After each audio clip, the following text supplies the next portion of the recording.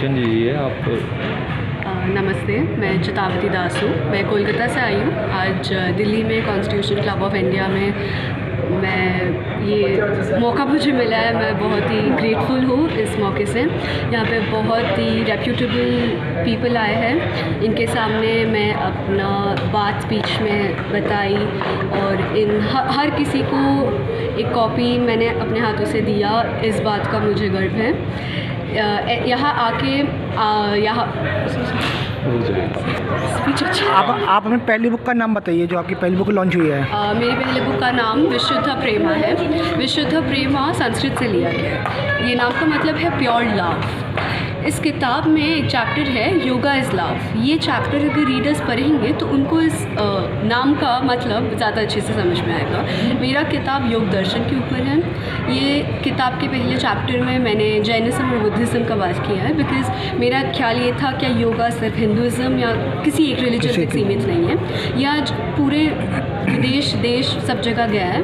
आज waste countries इसे adopt किया है। बट इस बुक से मैं जो मैसेज देना चाहती हूँ, वेस्ट कंट्रीज़ आज सिर्फ हाथा योगा जो फिज़िकल फॉर्म ऑफ योगा है उसे अडॉप्ट किया है।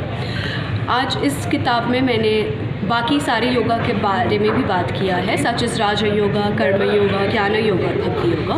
तो इस किताब के सेकेंड चैप्टर में मैंने दक्षिणामूर्ति के बारे में बोला है, जिसका नाम अगेन हम सब जानते हैं Lord Shiva, who is the creator of yoga.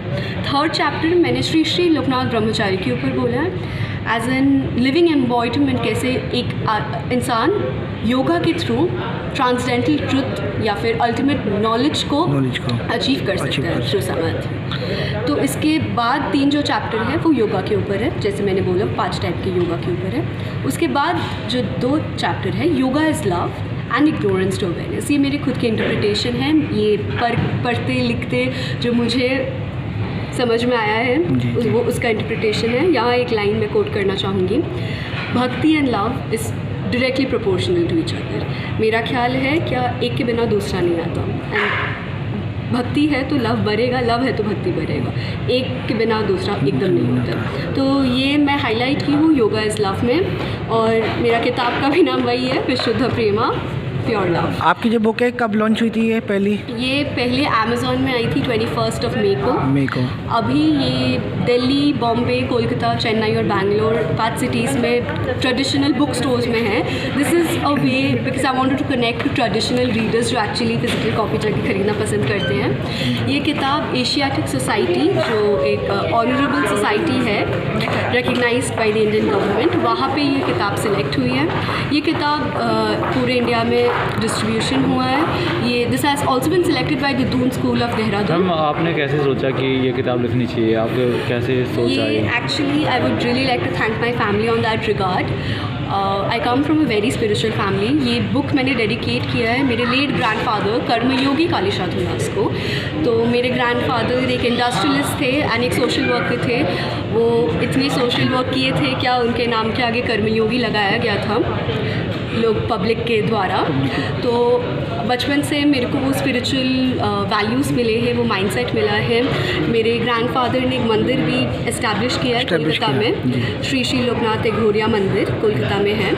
तो डेफिनेटली मैं अपने परिवार को शुक्रगुजार हूँ क्या वो वैल्यूज़ उन्होंने मेरे पे बचपन से दिया है। 2020 में मेरे को ख्याल आया कुछ लिखना चाहिए, तो तब ये फ़िलॉसफी की किताब पढ़ते पढ़ते मेरे को योग एकदम हर जगह मिला।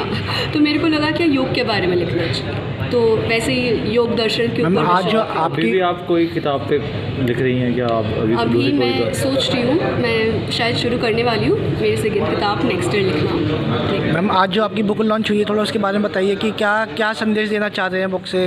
आपकी बुक से क्या संदेश मिल रहा है लोगों को? क्या आपके विचार हैं? किताब मैंने एक्चुअली यंगर जनरेशन के लिए लिखा है। ये बहुत ही मैंने ट्राई किया जितने छोटे शब्दों में मैं इतना डाइवर्स और डीप चीज़ बता पाऊँ, वही मेरा कोशिश था इस बुक के साथ। तो ये बुक मैंने इंटरैक्टिव बनाया है, कम्युनिकेटिव बनाया है। यहाँ पे आप देखोगे सारे सीक्रेट एंशिएंट टेक्स्ट का स्लोगन मतलब सूत्र है, सारे ग्रंथ से लिया हुआ लाइनें हैं। यहाँ पे मैंने हर जो बात वहाँ लिखा है उसके साथ एक लाइन मैंने हर पुराने उपनिषद बोलिए, भगवद गीता बोलिए, वहाँ से लेके मैंने जोड़ा है। ये प्रूफ करने के लिए क्या ये नॉन फिक्शन है और आप मेरे बातों को मत मानिए, आप एंशिएंट सीक्रेट टेक्स्ट को भी जी, देखिए। जी। तो इस किताब से मैं ये ज़रूर बोलना चाहूँगी कि आज की जो यंगर जनरेशन है उन्हें योगा का एक्चुअल रियल जो इटर्नल मीनिंग है वो समझना चाहिए, और मैं वही बहुत ही कंद और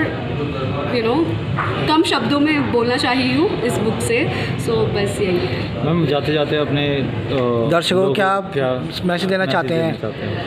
दर्शकों को मैं यही मैसेज देना चाहूँगी, मेरा जो बुक है ना, यहाँ एक ही जो मेरा बहुत ही प्रिय अपनी लाइन है वो है bhakti and love is directly proportional to each other. तो ये बुक अगर आप कभी पढ़ते हो, विशुद्ध प्रेमा, अमेज़ॉन में अवेलेबल है, फ्लिपकार्ट में अवेलेबल है और 5 सिटीज़ में ट्रेडिशनल बुक स्टोर्स में भी अवेलेबल है। ये बुक अगर आप पढ़ते हो तो इसे आप भक्ति और प्यार के लेंस से देख के पढ़िए।